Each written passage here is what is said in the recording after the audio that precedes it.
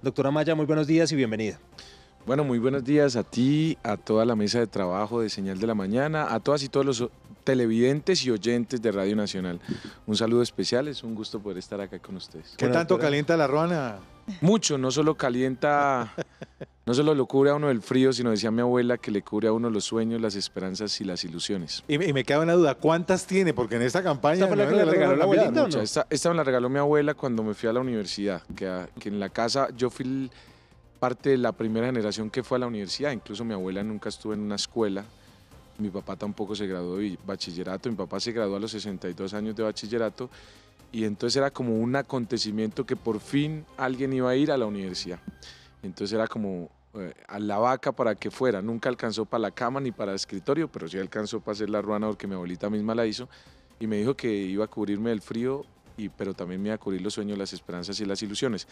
Y después que fui congresista, siempre, digamos, líder estudiantil con ruana, congresista con ruana, gobernador con ruana, y pues de gobernador en los 123 municipios me regalaron en cada uno una ruana. Entonces tengo un poco más de 130 ruanas. Oiga, Juan, tengo una duda porque la verdad he querido comprarme una ruana, pero claro. ¿La ruana es doble fase, doctor Carlos Maya, o no? No, esta ruana no, tiene que toca tiene su derecho. ¿Es de Nopsa?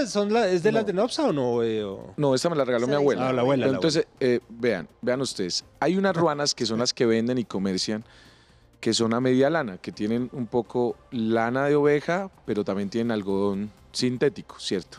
Que son más baratas y son las que son doble faz, ¿no? Que son gris por un lado y blanco por el otro y son así.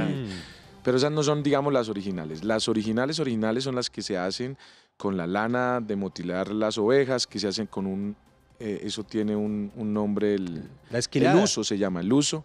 Y eso la gente, las campesinas, ellas mismas van hilando y van haciendo la lanita, la tejen.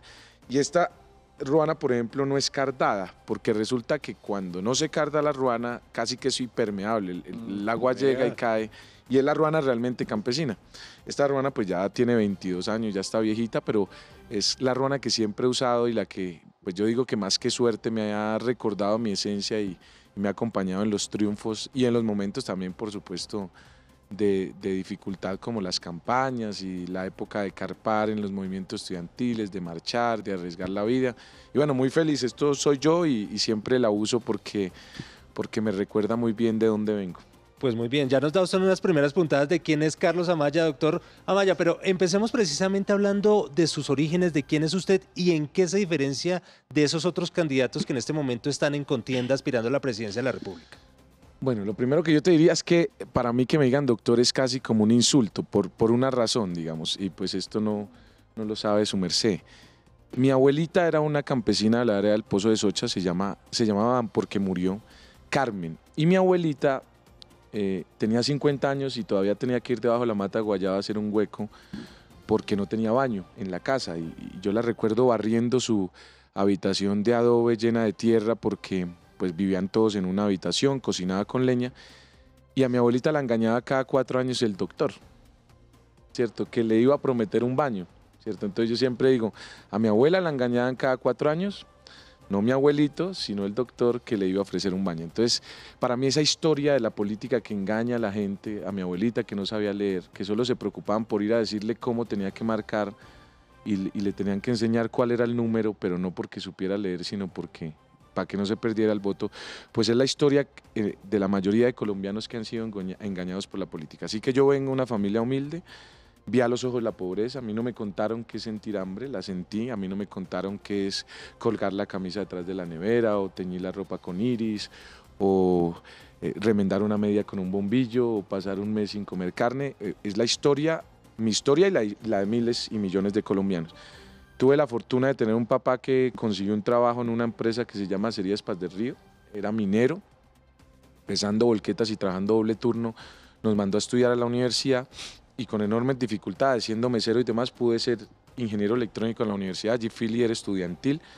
Siendo líder estudiantil tomé la decisión de lanzarme a la política en el año 2008 después de una marcha de Tunja a Bogotá de 6 días diciendo no puede ser que los políticos que toman las decisiones no escuchan a la gente, no representan a los ciudadanos y lo que hacen entonces es guardar silencio frente a las injusticias. Tomé la decisión de lanzarme a la política, en el 2010 me lanzo en la Ola Verde cuando Mocus fue candidato y en ese momento fui elegido el congresista más joven de Colombia. Creo que desde 1991 no ha habido otro congresista más joven que yo. Yo cumplí la edad mínima que se requiere para ser representante y me lancé y fui elegido congresista, defendiendo a los estudiantes, la educación pública, a los campesinos, el medio ambiente. Después de eso me lanzo a la gobernación con 30 años, fui el gobernador más joven de Colombia en el periodo pasado y gracias a Dios fui el mejor gobernador de Colombia en superación de la pobreza, terminé con la mayor imagen favorable, con las mejores calificaciones en los líderes de opinión y sobre todo con un departamento que recuperó la esperanza y la confianza en la institucionalidad. Y hoy soy el precandidato presidencial más joven de un movimiento que es una coalición que llama Somos Verde Esperanza, que hace parte de la coalición Centro Esperanza, y estoy convocando a los colombianos de a pie, a los que les ha tocado duro por salir adelante, que son la mayoría, a quienes a punta de esfuerzo y no de privilegio han salido adelante, a que nos acompañen y diciendo ya es hora de que alguien que conozca de verdad las necesidades de los colombianos trabaje desde la presidencia por resolver esos problemas. Continuamos con el candidato de la coalición de la Centro Esperanza, Carlos Amaya, y Adriana Vivas tiene una pregunta para él. Claro que sí, precandidato. Usted siempre está recordando esos inicios suyos campesinos en Boyacá, donde pues usted pasó su niñez, su juventud con dificultades y demás.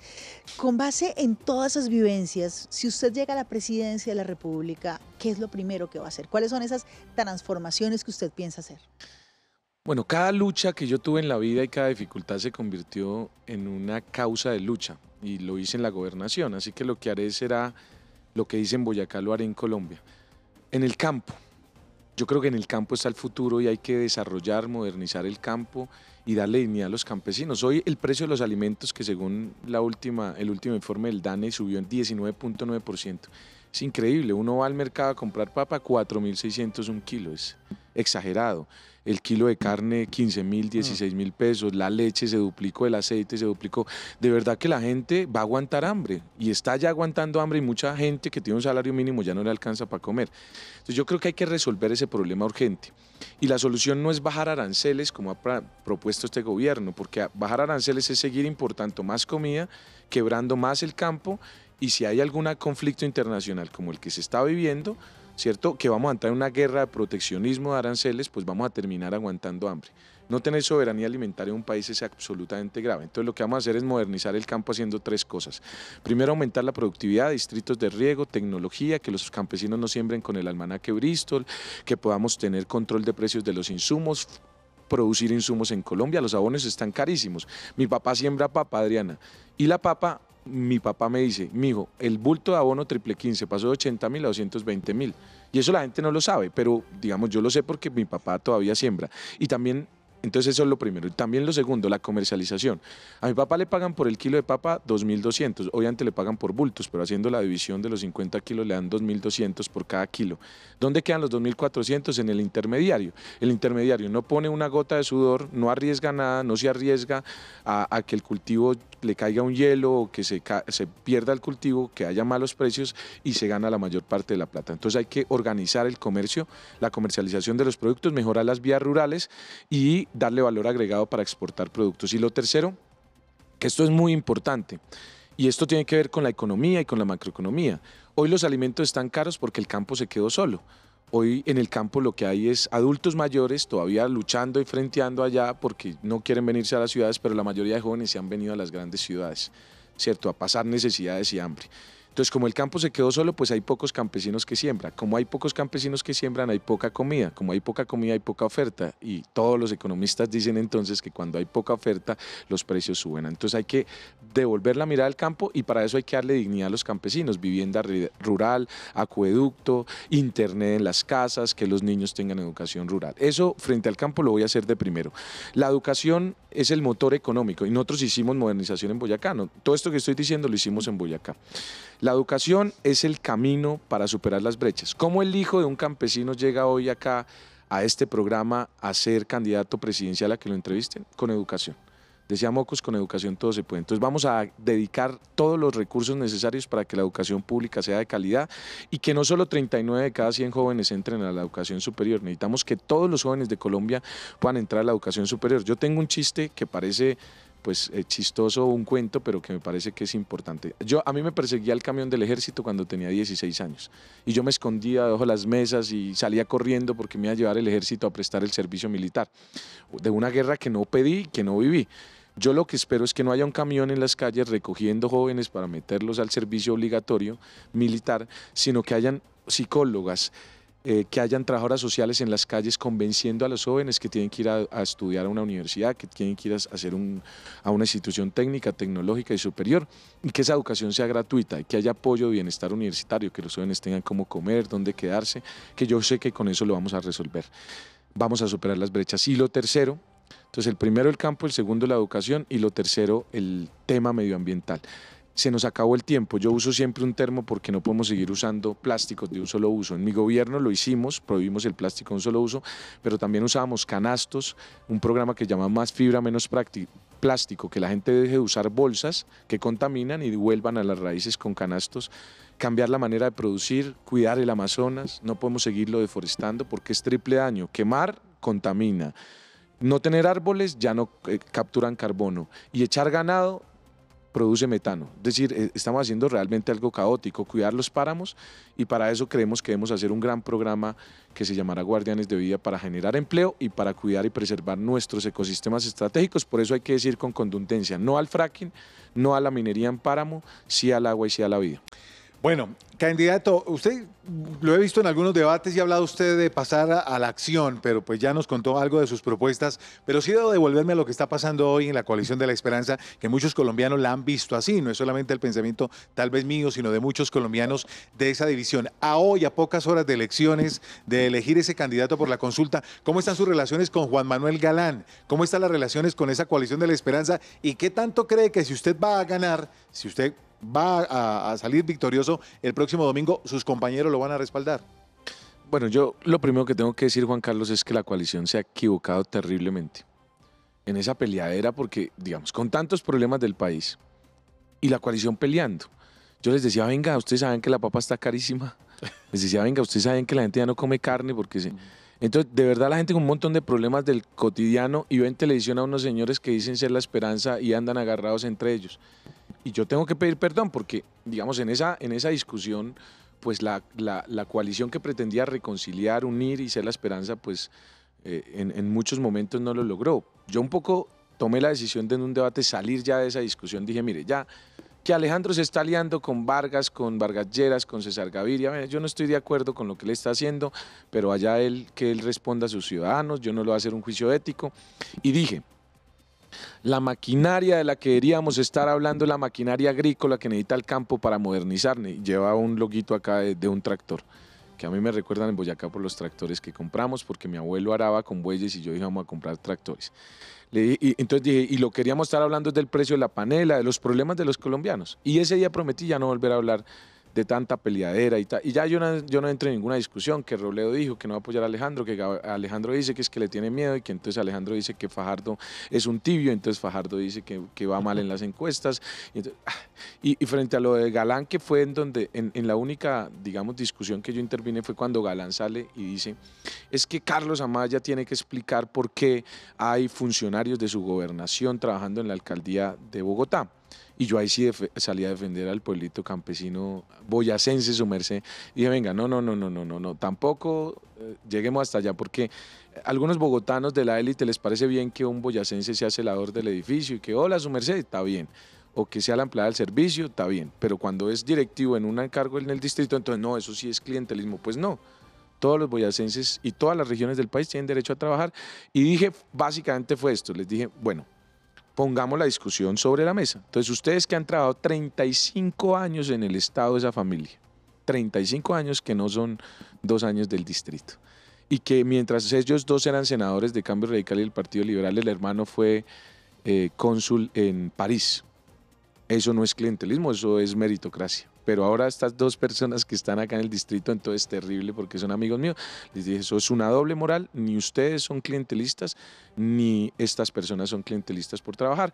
Dejé la discusión ahí, ellos salieron, dijeron sí, nosotros hemos trabajado, quedaron claras las explicaciones, pasamos la página, Pero yo desde ese día del debate he dicho, me dedico a hablar de los problemas. Y ayer que fui a hacer mercado con mi esposa y que de verdad es aterrador el precio de los alimentos, aterrador. O sea, la gente de verdad ya no está comiendo carne. Pues yo ya siento que muchos ya no fritan nada porque con el aceite así de caro, la leche ya no alcanza. Y yo me puse a hacer cuentas ayer. Mi papá ganaba un salario mínimo, Juan Carlos, un salario mínimo. Y nos dio educación a 3. Y pasamos muchas necesidades. Y yo digo, un salario mínimo en Bogotá, con el precio del transporte, 2.650 pesos que vale un Transmilenio, con todos los problemas del mundo de la gente, sin trabajo mucha gente, porque el que tiene el salario mínimo es un privilegiado. Y nosotros hablando de que si Robledo, que si Alejandro, no, yo dije, no, ya pasemos esa página. Si yo gano, yo creo que me apoyan todos, espero, ¿no? Pues yo no creo que haya tenido ninguna... Pues el que podría estar de alguna manera inconforme con lo que yo dije fue Juan Manuel Galán, pero nos dimos la mano y yo le regalé un chocolate, le dije, venga, hablemos de sustitución de cultivos y de la necesidad de una lucha contra las drogas diferente. Entonces yo creo que ahí va a estar bien y yo espero que con la ayuda de Dios ganar el 13, que sería milagroso, ¿no? Digamos, realmente nosotros hemos venido trepando en las encuestas. En la última encuesta yo fui el único que me tripliqué en intención de votos y digamos que he venido creciendo mucho. Si gano, que tendré que darle la honra y la gloria a Dios porque no habrá naturalidad que explique que yo pueda ganar una consulta contra gente pues, que tiene tanto reconocimiento y tanta historia, ¿cierto? Alejandro Gaviria fue 8 años ministro, Robledo llega a 20 años siendo senador, Galán pues es el hijo de Luis Carlos Galán, Sergio Fajardo ha sido 3 veces candidato presidencial, pero yo espero que estén los 4 acompañándome y que le demos a Colombia un mensaje de unidad y que después de ese día pues podamos ya superar las diferencias, que yo pueda reconciliar, unir a la coalición y sobre todo reconciliar y unir a Colombia. Yo creo profundamente que eso es lo que se necesita hoy. Colombia necesita unirse y reconciliarse. Decía Abraham Lincoln después de la guerra civil de 50.000 muertos en Estados Unidos, una casa dividida entre sí no prevalece. Después Biden lo dijo hace poco, pero eso realmente viene de la Biblia. La Biblia tiene un versículo que dice eso. Y yo creo que de verdad necesitamos reconciliar y unir a Colombia para prevalecer y para salir adelante y resolver nuestros problemas. Óigame, candidato, a propósito de esos asuntos políticos, llamó mucho la atención también una afirmación, una declaración que usted dio en las últimas horas, en la cual señala que de haber una segunda vuelta entre Federico Gutiérrez y Gustavo Petro, usted se iría con Gustavo Petro. ¿Por qué tomaría esa decisión? En contra del uribismo, porque digamos yo soy... O sea, ¿para fruto... usted Fico es uribista, sí, Federico pues, Gutiérrez? Eso está clarísimo. Pues está clarísimo, pues no solo porque el Centro Democrático él lo apoye, sino porque pues sus posturas, digamos, sus ideas representan la continuidad del gobierno de Duque. Y yo no tengo nada personal contra Fico, somos amigos, realmente yo le tengo estima y me cae bien, me parece que es un tipo bacano, chévere y conversador y cae bien, pero yo creo que Colombia debe buscar ya un cambio, es mi postura, ¿cierto? Y es lo que yo represento, y no por eso tengo que hablar mal de alguien. Para mí hay que salir de la era del uribismo porque hay una promesa incumplida de 20 años. Decían seguridad democrática, hoy no hay ni seguridad. Pues mire la situación de la seguridad en el país, tan dramática, Arauca, el Cauca, lo que está pasando en las ciudades también. Y la democracia está en juego. Hoy hay riesgos a la democracia. Entonces yo creo que hay que pasar esa página porque además yo vengo de una generación, Juan Carlos, que fue acribillada. Muchos de mis amigos los mató la violencia, el paramilitarismo. A mí mismo me retuvieron las autodefensas. Yo mismo fui amenazado y tuve que pensar en irme del país. Hay varios amigos que se fueron. De La Guajira el representante Guillermo Vaquero se fue. De la Nacho Diego Marín se tuvo que ir del país. Exiliados porque pensaban distinto. Entonces a mí me parece que ya es justo un tiempo. Y no vamos a llegar a gobernar para vengarnos del uribismo, ¿cierto? Y tampoco incentivando el odio y la rabia y que vamos a vengarnos y porque ellos son los culpables, no. Pero yo creo que Colombia merece una oportunidad y una alternativa de no votar en contra de algo. Entonces la derecha siempre ha votado incentivado el voto con miedo, diciendo pilas que nos vamos a volver como Venezuela. Y la izquierda diciendo vamos a vengarnos del uribismo y ellos son los que roban la nación y entonces... Y me parece que ninguno de los dos sentimientos es bueno a la hora de gobernar, porque después de que se incendia el país, mire lo que le pasó al presidente Duque, que también me parece que es un buen tipo, digamos, yo fui gobernador y el presidente Duque desde el punto de vista personal, pues era un buen tipo, pero fue un muy mal presidente porque no entendió que lo que hizo en campaña de incendiar más el país, después no pudo apagar el incendio. Y hoy el país está polarizado y dividido y no entendió las necesidades del campo y de los colombianos y bueno, en fin. Entonces, yo quiero y sueño con un país donde la gente llegue al tarjetón y diga voy a votar por mí, por una causa, a favor de algo, desde la esperanza. Porque muchos que votan por Petro votan en contra de Uribe y muchos que votan por Uribe votan en contra de Petro. Claro. Y yo no quiero una segunda vuelta en donde quede entre Petro y un uribista. Porque, por ejemplo, a mí me va a tocar votar en contra de Uribe, no a favor de Petro, ¿cierto? Entonces yo creo que Colombia necesita un espacio donde llegue alguien a decir, venga, voten por ustedes, por sus luchas, por sus causas, por sus preocupaciones, por el precio de la carne, por el precio de la papa, porque bajen el precio de los alimentos, porque los campesinos tengan dignidad, porque en el campo haya futuro. Y eso es lo que yo estoy proponiendo. Yo vengo acá a decirle a los colombianos, aquí hay una alternativa que tiene resultados, que viene de abajo, que conoce sus luchas y que tiene un liderazgo, que está dispuesto a convocar lo mejor de ustedes para que este país salga adelante y que ustedes lleguen a un tarjetón y digan voy a votar a favor de algo, a favor de Colombia, no en contra de alguien. Candidato, ¿usted cómo ve esas posibilidades de que el candidato que salga de esa coalición de la Centro Esperanza llegue a esa segunda vuelta? Porque ese escenario que le acaba de plantear Juan Carlos, pues es un escenario en donde está el pacto histórico y el equipo por Colombia, pero su coalición, la de la Centro Esperanza, ¿usted cree que tiene la suficiente fuerza, sea el que sea el candidato ganador de esa consulta, para llegar a una segunda vuelta y estar disputando la presidencia de la República? Hoy, Adriana, Colombia vive un momento de consultas en donde es una elección distinta a lo que pasará el 14. El 14 otro mundo será, dicen en el campo, otro gallo cantará mijo. Es otro cuento totalmente diferente, se los aseguro. Es decir que hoy lo que dicen las encuestas es lo que va a pasar, eso va a cambiar totalmente. Y te lo hablo digamos, desde lo que yo puedo representar, Adrián. Si yo llego a ganar, hoy a mí me conoce, según la última encuesta, el 17% de los colombianos. Pocos, muy pocos. Y ya en la intención de voto de la consulta de la esperanza, tengo el 15% de intención de votos dentro de la consulta. Si yo gano, el 13 en la noche la gente va a decir, venga, ¿quién es ese que le ganó a Fajardo? El 14 la gente va a empezar a escucharme, va a decir, pero ese man, ¿quién es? Y va a empezar a ver que hay un candidato que representa su historia, que sabe de necesidades, que tiene propuestas serias, que representa cambio y que hay una alternativa distinta. Y yo estoy seguro que ahí vamos a empezar nosotros a crecer lo que yo pueda representar. Y va a ser otra la elección y vamos a tener muchos debates. Yo he tenido solo 2 debates y en los 2 debates pues me he destacado por el conocimiento, porque fui gobernador, porque conozco de las necesidades de los colombianos, porque conozco y tengo propuestas para resolverlas. Así que otro gallo cantará, como dice mi abuelito.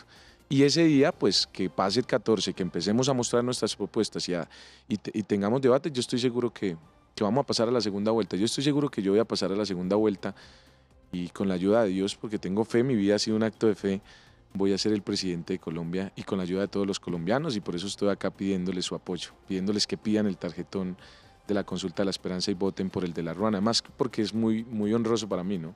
Estuve averiguando con mi equipo y nunca en un tarjetón presidencial apareció alguien con Ruana, entonces para mí es muy, muy, muy honroso, porque en Colombia la ley es para los de Ruana, ¿no? Entonces a los de Ruana sí todo lleven, paguen impuestos, tome, incumplen y lleve. Para los poderosos, entonces Mato sale de la cárcel sin lío, camina, va a su edificio, despacha, el IMPEX es el chofer del señor, y para la ley para ellos no existe. Entonces un poco, y el poder siempre ha sido de los de corbata, de los poderosos, ¿cierto? Sin decir que, pues, que no sean colombianos, pero yo creo que ya es hora de que el poder sea para los de Ruana y la ley sea para los de corbata y para los poderosos. Colombia, los políticos tradicionales se la han puesto de Ruana. Ese es un adagio para decir que han cogido a Colombia como les da la gana. Yo creo que es ya hora que alguien se ponga una Ruana y organice este país y ponga orden en la casa, como decía mi papá, en la casa. Pues a propósito de esa Ruana, candidato, debo confesarle que en este oficio del periodismo alguna vez comenzaron a hablarme de usted, y usted era gobernador de Boyacá. y hablaban cosas interesantes de lo que se estaba haciendo en el departamento. Tanto así que me conmovió en un momento, debo decirle que yo lloro hasta despidiendo un avión de carga, cuando usted le regaló un caballo a un niño que necesitaba transportarse a su escuela porque eran 2 horas de camino. Así es. Y me di cuenta que sí, que se estaban haciendo cosas y comencé a indagar por Boyacá. Ya que usted menciona el tema de la ruana y por eso le traje a colación esta historia, ¿cómo ha medido usted hoy el voto de los campesinos en Colombia? ¿Qué tan convencidos están hoy en el campo colombiano de que usted es la elección que se necesita? En el campo boyacense hay un fervor absoluto. Yo cada día también soy, digamos, muy sensible y lloro mucho. Me mandan videos campesinos, me hacen llorar el alma. Tengo varios que se los puedo dejar. Un campesinito dice, vamos a votar por Carlos porque él se acordó de nosotros, nunca nos dejó solos, trabajó por el campo. Y cuando yo voy a las veredas, yo grabo mis comerciales en veredas, en un cultivo de papa y en una casa campesina muy humilde, que salen en televisión, en las noches y demás. Y cada vez que voy al campo la gente llora cuando me ve y me abraza y se sienten muy felices de que alguien con Ruana por fin esté en esta disputa y que vaya a dar un presidente que se acuerde del campo. Y eso a mí me llena el alma. Campesinos del resto del país no es tan fácil porque, pues, digamos, el nivel de conocimiento que yo tengo no es tan alto. En los debates, en los comerciales, ahí voy. Pero yo estoy seguro que ganando la consulta, el campesinado colombiano se va a unir alrededor, no de mí, sino de nuestra historia, de nuestra causa, de lo que representamos los campesinos en Colombia o lo que representan los campesinos, de lo que representa mi papá, mi abuelo. Yo soy hijo de campesinos, aprendí a amar la vida echando asadón. Tuve la oportunidad de ir a la universidad y demás, pero esa es mi esencia, que está marcada en mi corazón. Hoy en mis manos ya no hay callos producto de las vejigas reventadas echando asadón, porque hace rato que salí del campo, pero sí hay callos esculpidos en mi corazón y por ejemplo esa historia, Juan Carlos, de ese niño, siempre que la recuerdo me acuerdo que hay que hacerle justicia a este país. Mire lo que pasa. A mí me tiene investigado Juan Carlos, la Procuraduría, porque resulta que cuando yo arranqué mi campaña en marzo del 2015 a la gobernación, me fui a un lugar que se llama la Laguna del Soldado, que es el páramo de Pisba, un poco porque yo iba a ser el gobernador del Bicentenario. Ahí llegaron los soldados del ejército patriota atravesando el páramo de Pisba, que ese fue el éxito militar de ese triunfo en el Pantano de Vargas y en el Puente de Boyacá, fue haber pasado ese páramo de Pisba. Dicen los historiadores militares que si se hubiesen ido por Labranza Grande no pasan porque allá había un gran ejército español, un gran contingente. Pasaron, murieron muchos, llegaron a mi pueblo, una niña, Matilde Anaray, les entregó las ropas al Ejército Libertador. Es en ese pueblo, en Socha, donde la solidaridad es fundacional de esta patria. Y fui a empezar mi campaña allá y habían unos pocos metros unos campesinos que se acercaron, que estaban abriendo una vía punta pica y pala y me contaron su historia. La historia de ellos es campesinos que no tienen una carretera por donde pasó Bolívar, estaba mejor antes que ahora, ¿cierto? No hay muchos casos de electricidad. Nosotros llevamos paneles solares para esas escuelas, paneles solares para que los niños tuvieran electricidad y tuvieran computadores. Hicimos un programa que era unos routers para tener una información offline para que los niños tuvieran como unas bibliotecas virtuales y demás. Y esos campesinos abrían la carretera para que cuando alguien se enfermara o tuviera una mujer, un niño que tuviera problemas en el embarazo, pudieran salir de allá de la vereda del Oso y de Pueblo Viejo. Queda como a 12, 13 horas a caballo desde el pueblo, desde Socotá, que es la tierra de mi abuela. Y vean las injusticias de la vida. A mí la Procuraduría me abrió una investigación y me ordenó, porque cuando fui gobernador y me acordé de eso, dije, yo tengo que mandar la maquinaria y mandé con ingenieros ambientales para tener cuidado con el medio ambiente. Pues me abren un proceso disciplinar que dicen que allá no se podía meter una máquina y me tocó sacar la maquinaria. Hoy los campesinos siguen abriendo con pica y pala su carretera, ¿cierto? Y el Estado colombiano entonces dice que es imposible. Vinimos a parques nacionales y nos decían, no, es imposible, la ley prohíbe taxativamente eso. Decía, pero es que es un sendero para que los campesinos metan una ambulancia, por ahí no va a pasar una volqueta, ni van a sacar carbón, ni nada. Porque en el páramo de Pisba, en Tasco, en la vereda del Banco, campesinos les tocó ponerse en la minería en páramo a una multinacional que llamaba un Sacobal, y ahí sí el Estado decía que eso estaba bien. Sí. O en el páramo de Santurbán, sí está bien hacer oro, pero en el páramo de Pisba, para sacar unos campesinos en una ambulancia, entonces eso sí es gravísimo y hay que investigar al gobernador. Entonces nosotros creemos que hay que hacerle justicia al país. Y allá, en esa vereda, un niño, mi esposa tenía un programa que se llamaba Semillas de Alegría, que era darle regalos de Navidad a los niños, y entonces escogíamos como lugares claves donde los niños pedían cartas. Entonces un niño de Tuta dijo, a través de cartas pedían regalos. Yo sueño con una bicicleta, me la regalé Nairo. Listo. Entonces otro niño en un municipio que queda también en la provincia de Tundama, que se llama Belén, decía, yo quiero un Xbox. Listo. Y ese niño no pidió ni una bicicleta ni un Xbox, pidió un caballo. Yo decía, oiga, tan raro esa vaina, un niño, un caballo. Entonces, bueno, mi esposa compró con la donación el caballo, y cuando fuimos a regalarle, la historia era que el niño quería el caballo, ¿saben para qué? Para ir a la escuela, Vea usted. para visitar a la abuela. Y esa Sí. es la historia, permítame, Juan Carlos, decir, esa es la historia que tiene que traerse a estos debates. Esa historia de la Colombia olvidada, que jamás se dice en un debate presidencial. Esa historia de gente que se está muriendo en nuestras montañas, que ha sido olvidada, que son herederos de los que dieron la libertad a nuestra patria, es la que yo quiero traer aquí a colación. Y cuando sea presidente, vamos a hacer una ley que permita que en esos lugares apartados, primero, los campesinos tengan cómo sacar sus enfermos en ambulancia, y segundo, haya senderos ecoturísticos para que haya ingresos, y tercero, haga pago por servicios ambientales para que la gente allá tenga dignidad, y lo más importante, que los niños tengan conectividad y que los recursos no se pierdan como pasó en el Ministerio de TIC con los 70.000 millones.